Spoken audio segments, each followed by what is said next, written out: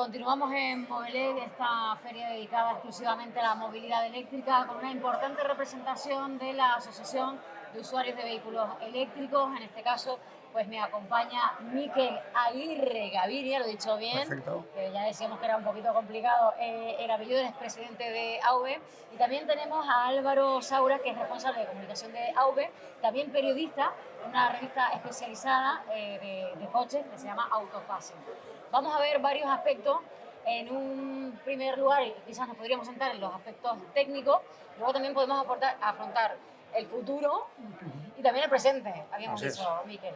Así que bueno, hablamos de esas 10 cositas importantes que tenemos que saber, o que no sabíamos, ¿no? En este recorrido, en estos 10 años donde ha aumentado más el uso de vehículos eléctricos, que es un poco la ponencia que también has traído a este salón, ¿no? Efectivamente. A ver, en historia de vehículos eléctricos se puede decir que llevamos prácticamente una década en marcha. Movelec lleva 6 años en marcha, de manera que ha estado durante más del 50% de la historia del vehículo eléctrico presente. Cosas que han cambiado en estos 10 últimos años. Bueno, el coche eléctrico se ha convertido en un trasto completamente diferente, muchísimo mejor. Si tuviéramos que enumerar cosas que han cambiado, la primera sería la autonomía. Los coches eléctricos del mercado ahora mismo están como mínimo ofreciendo 320 kilómetros de autonomía, algunos ya son capaces de ofrecer más de 400. En el caso concreto, por ejemplo, le señalo no porque sea de Tesla, sino porque tiene un Tesla, en el caso concreto de Tesla pasamos holgadamente de los 400 kilómetros, de manera que la autonomía ya es un problema que se ha superado. La oferta. Cuando comenzó Movelec, la oferta de modelos era relativamente limitada. Había pocas marcas que tuvieran un coche eléctrico. Ahora prácticamente todas las marcas tienen no solamente un coche eléctrico, sino que tienen una gama de vehículos eléctricos, de manera que puedes encontrar el SUV, el compacto, el coupé, que encaje con tus necesidades. La tercera cosa que ha cambiado, pero que todavía tiene que cambiar más, es el precio. Antaño el precio de los coches eléctricos era bastante prohibitivo. Ahora mismo sigue siendo caro, seguimos teniendo un sobreprecio que en el caso de un vehículo convencional puede rondar aproximadamente los 10.000 euros y que haciendo una utilización intensiva podría compensarse con el ahorro de combustible, pues dado que la electricidad, especialmente cargando por la noche en tu casa, permite recorrer 100 kilómetros por aproximadamente 1,5 €, 1,8 €, 2 euros en el peor de los casos. Antes de que hubiera esta escalada de los precios de la electricidad, casi era entre 1 € y gratuito. Y así lo alimentamos con energía limpia, ¿no? Como puede ser la fotovoltaica, incluso casi ni lo notaríamos. Y lo que tiene que pasar es que acaben de bajar esos 10.000 euros de diferencial y empiecen a competir sin necesidad de añadir estas coletillas de puede que lo amortices, etcétera, con los coches convencionales en cuanto a precio. Porque en cuanto al resto de cosas hay que subrayar que son mejores, excelentemente mejores. Son más silenciosos, son más sencillos, son más fáciles de conducir, son más confortables, son más tecnológicos. Quien suele comprar o conducir, probar, quiero decir, un coche eléctrico normalmente no vuelve. Y en cuanto a usuario, pues ha habido también en estos 10 años muchas cosas que han cambiado. Así es, así es.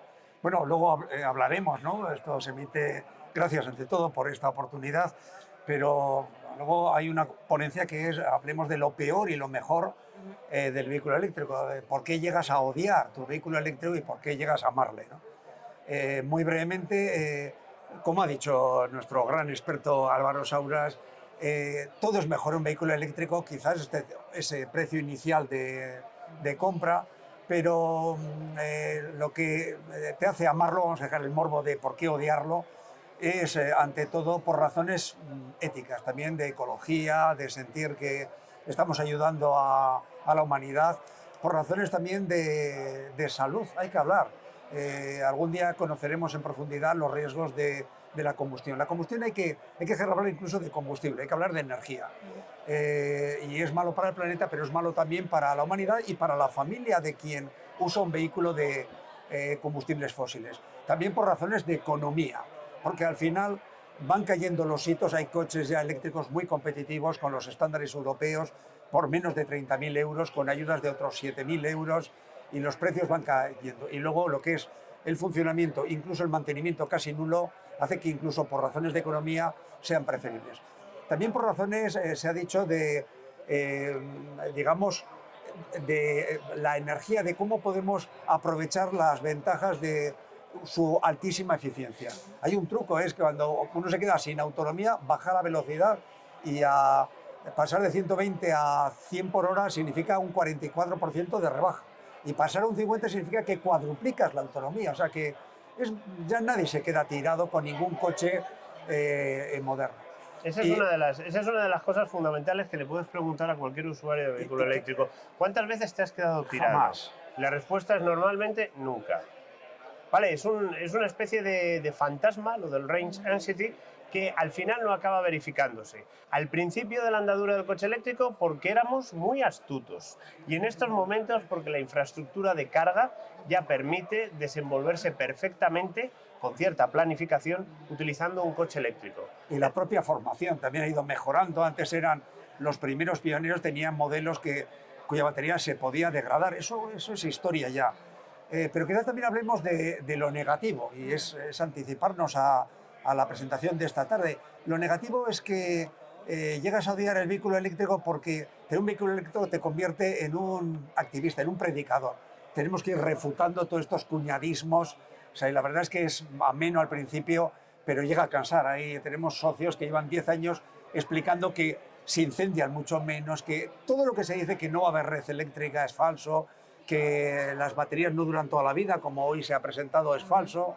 Entonces, la verdad es que comprar un coche eléctrico es cargar, convertirte en un sermoneador o algo por el estilo. También es verdad que la rápida evolución, cómo van cayendo precios, hace que uno siempre dice que si hubiese esperado un poco más, el vehículo eléctrico tendría baterías de tecnología todavía mejor, etcétera, pero vale la pena ya y no hay que esperar a nada porque estamos dejando de disfrutar. En el fondo también esto de por lo que lo odiamos, en el fondo habla en pro del vehículo eléctrico, que ha venido para quedarse sin ninguna alternativa, ni vehículos de hidrógeno para soluciones personales o familiares, ni híbridos, ni enchufables, ni de ningún tipo, aunque en AV tenemos también a personas que por razones del momento pues, pueden tener híbridos enchufables.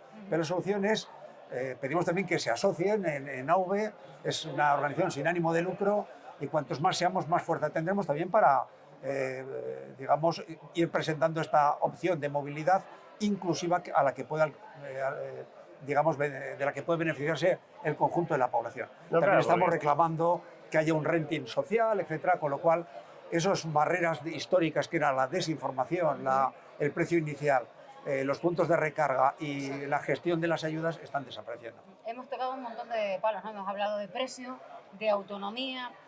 Han salido las baterías, que también es muy interesante el tema de las baterías, ahora lo retomamos. Estamos en un stand donde además nosotros hemos venido presentando cargadores para los vehículos eléctricos. Interesante también que haya una red, un estudio de dónde se tienen que poner y cuánto se tienen que poner en cada lugar. Nosotros también hemos traído una ponencia en este sentido y bueno, es verdad que en casa ya la gente pues habitual que tenga, en las comunidades de vecinos, en todo esto hay que ir avanzando, ¿no? Hablábamos de las baterías, en este caso, de si tienen una segunda vida, que ya les llevo a casa de nuevo, ¿no? A las viviendas. Pueden tener una segunda vida, es lógico que tengan una segunda vida. Una batería montada en un coche tiene unos requisitos de funcionamiento bastante estrictos en cuanto a prestaciones, si no el fabricante no la montaría. Quiere una batería que sea densa tanto enérgicamente como en términos de potencia. Eso significa que le quepa mucha energía y que la pueda proporcionar muy deprisa para proporcionar muy buenas prestaciones.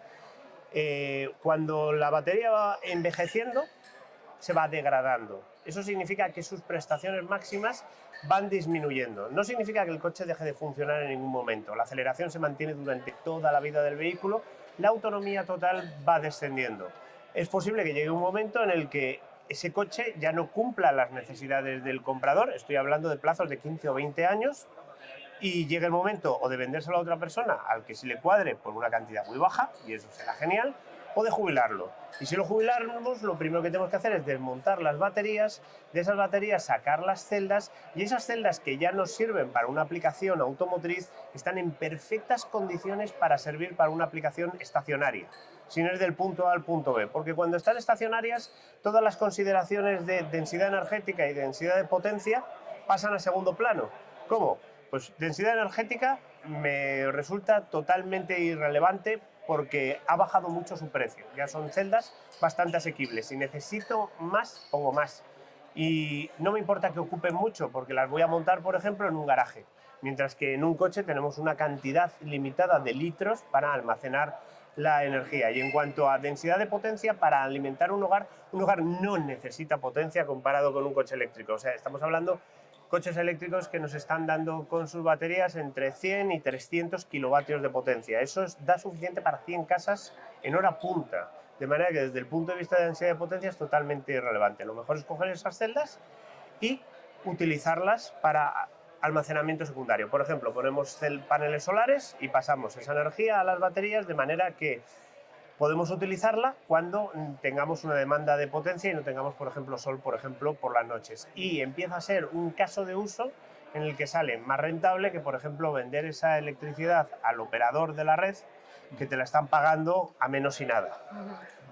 Hay una cuestión también que preocupa, porque cuando todos estemos utilizando vehículos eléctricos, claro, por ejemplo aquí hay un estudio de ITC que dice que va a aumentar el consumo de energía un 70%. Estamos hablando entonces del almacenamiento, que ahí también tenemos, ¿no? Estamos hablando de batería, estamos hablando de almacenamiento. ¿Te refieres del almacenamiento o la distribución? Porque si hablamos de la distribución, podemos coger cualquier aplicación, como por ejemplo la de red eléctrica, red OS, ver cómo es la curva de demanda de cualquier ciudad, que siempre es igual. Tenemos un valle profundísimo en las horas de la noche, después un primer pico cuando entramos a trabajar y un segundo pico entre las 8 y las 12 de la noche, que es cuando estamos todos en casa. Ahora mismo nos cuesta una cantidad enorme de dinero tener la tecnología que permite seguir esta curva de electricidad, porque la electricidad puede almacenarse, pero resulta muy caro hacerlo. Si tuviéramos un parque de coches eléctricos que se cargasen despacito, sin estresar la red durante la noche, tendríamos esta primera parte de la curva convertida en una llanura. Habría que aplanarla, ¿no? Es que se aplanaría, y al aplanarse podríamos proyectar mucho mejor la red, tanto en la generación como en la distribución. No tendríamos que tener centrales de ciclo combinado y cosas por el estilo que siguiesen esta demanda. Y además los coches eléctricos ya son capaces tecnológicamente, es algo que no está implantado como solución, y es el vehicle to grid. En el peor de los casos imaginables, que me dijeras, es que seguimos teniendo un excedente eólico y fotovoltaico en las horas centrales del día. Bueno, pero si es que los coches particulares solo se utilizan durante un 5% de su vida. El resto del tiempo lo pasan aparcado, de manera que están en perfectas condiciones de funcionar como acumuladores de energía para después dárnosla.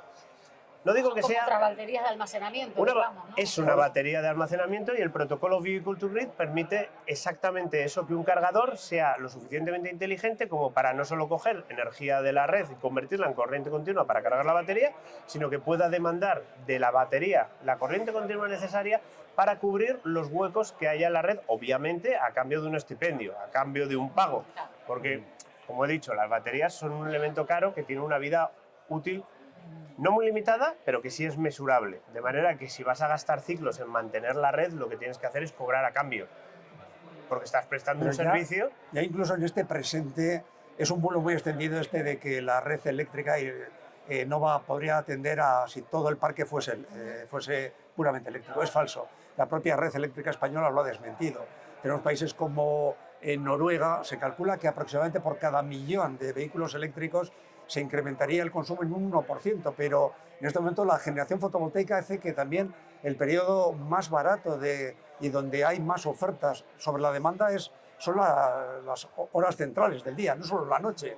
Es decir, que no hay el menor problema, y países como en Noruega, donde ya el 70% de las ventas son eléctricos, parece que en toda esta evolución rapidísima apenas se ha incrementado el consumo en un 1,2%, y además no es que sea un consumo constante, sino que se recarga cuando digamos, ese repostaje energético es más barato, con lo cual, al revés, puede servir para evitar estrés en estas curvas y estos costosos ciclos de recuperación de energía con centrales hidroeléctricas que suben energía para luego volcarlas, o con almacenamiento. Esto no es un problema en este momento. Y después una cuña que no me puedo resistir a introducir.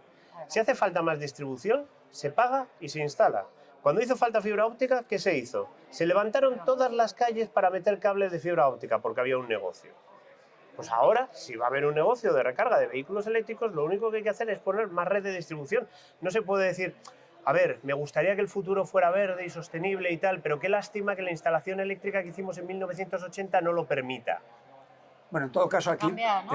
Esa es la solución. Si un que problema creo que tiene hacemos. solución, ¿de qué preocuparse? Y si no tiene, ¿de qué preocuparse? Y en Pero ese caso la tienes. Pero Álvaro, seguramente la solución va a ser la que ofrecéis, el autoconsumo. Es decir, contar con placas fotovoltaicas. Y tanto a escala de viviendas unifamiliares como de viviendas compartidas. Esto ha venido comunidades también. Es decir, de ahí va a venir la mejor de las fórmulas, convertir los fotones de la luz en electricidad que es el vector de energía más fácilmente convertible en movimiento. Es decir, no hay ningún problema de este tipo. Imaginemos lo que significaría crear la red de gasolineras con la complejidad que tiene una gasolinera, que no sabemos lo que hay en el subsuelo. Esto es sumamente fácil, o sea que nos quieren engañar, quieren retrasar, retardar esta transición, pero ha venido para quedarse y vamos a ver en muy pocos años una evolución sumamente rápida de la